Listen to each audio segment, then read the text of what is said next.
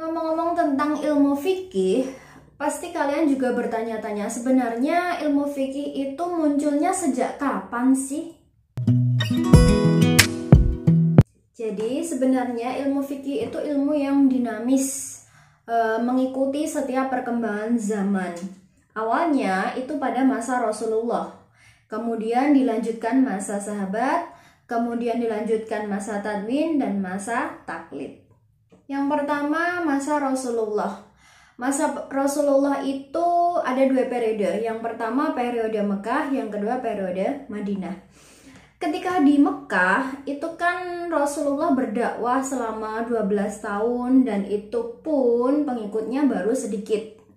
Otomatis ketika berada di Mekah itu Rasulullah belum mengajarkan tentang ilmu fikih. Beliau baru mengajarkan tentang ketauhidan saja, ya, biar mereka beriman. Jadi ilmu fikih belum berkembang saat itu. Pada periode yang kedua, yaitu periode Madinah, setelah Rasulullah hijrah ke Madinah, jadi ketika di Madinah orang-orang kan sudah beriman. Makanya ilmu fikih sudah bisa dipelajari saat itu. Yang pertama itu Rasul sudah mengajarkan tentang fikih ibadah, bagaimana cara beribadah itu, cara sholat, puasa, itu sudah diajarkan. Kemudian juga tentang pernikahan, selanjutnya tentang talak, kemudian tentang wasiat, jual beli, sewa menyewa, hutang piutang, dan transaksi, itu semua sudah mulai diajarkan. Demikian juga dengan hubungan pemeliharaan keamanan dalam masyarakat. Contoh tentang kriminal, misalnya ada kasus kriminal, Rasul sudah mengajarkan bagaimana cara mengatasi atau hukum untuk perilaku kriminal tersebut. Jadi inilah awal dari perkembangan ilmu fikih. Masa yang kedua yaitu masa sahabat. Setelah Rasulullah wafat, maka dilanjutkan oleh para sahabat.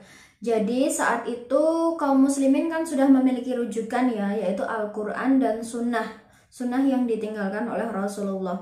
Jadi para sahabat-sahabat besar pada periode ini menafsirkan hukum Al-Quran maupun hadis, kemudian menjadikan hukum tersebut sebagai pegangan.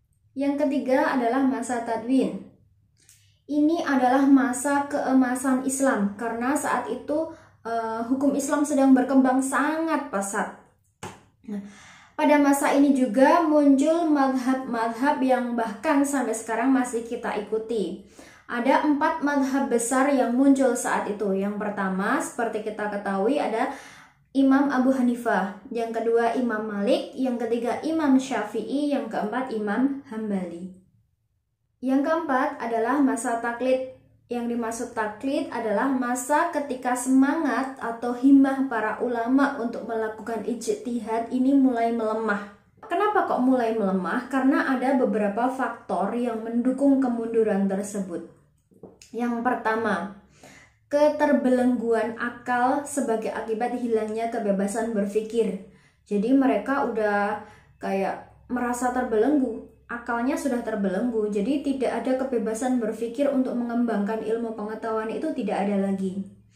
Yang kedua, hilangnya kecerdasan individu.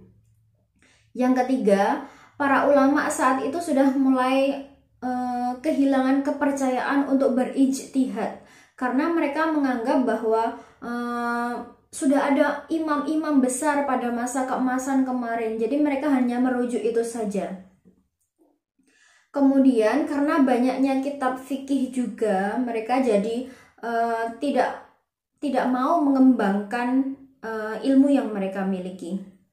Dan faktor kemunduran yang lain adalah karena merajalelanya hidup materialistik. Jadi mereka sudah hubud dunia. Oke, jadi itu ya sekilas tentang gambaran ilmu fikih dan bagaimana sejarah perkembangannya. Oke, sampai jumpa di video selanjutnya. Assalamualaikum warahmatullahi wabarakatuh.